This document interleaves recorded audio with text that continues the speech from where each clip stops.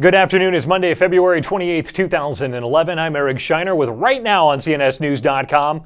All eyes remain on Wisconsin as Governor Scott Walker calls for just one Senate Democrat to return from Illinois to vote on the budget measure that has had unions protesting for 3 weeks.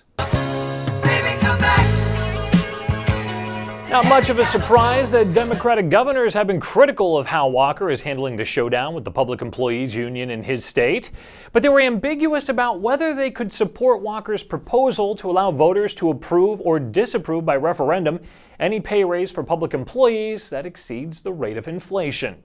Well, I don't want to criticize other governors. I've got my hands full of Colorado issues in our budget, so we are trying to make sure we have everybody at the table, and when we're looking at pensions or wages, that we really have a rich and useful conversation about it.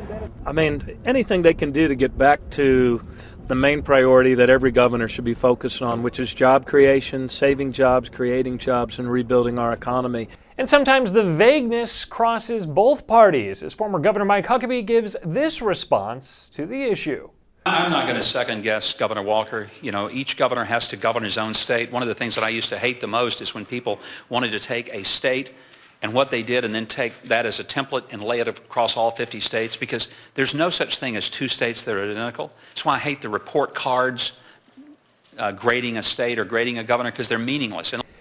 Budget issues in Washington are capturing attention as well. At the end of this week, thousands of federal workers will be furloughed if Congress doesn't act to reopen cash flow to the federal infrastructure. At the end of last week, Republicans offered a package that tied certain budget cuts to 2 weeks of government funding. We'll continue to bring you coverage. And some non-budget related news coverage. It is a mathematical fact. More civilians were killed last year in Juarez, Mexico, the city across the border from El Paso, Texas, than were killed in all of Afghanistan. On a per capita basis, a civilian was 30 times more likely to be murdered last year in Juarez. Edwin Moore's story has the details.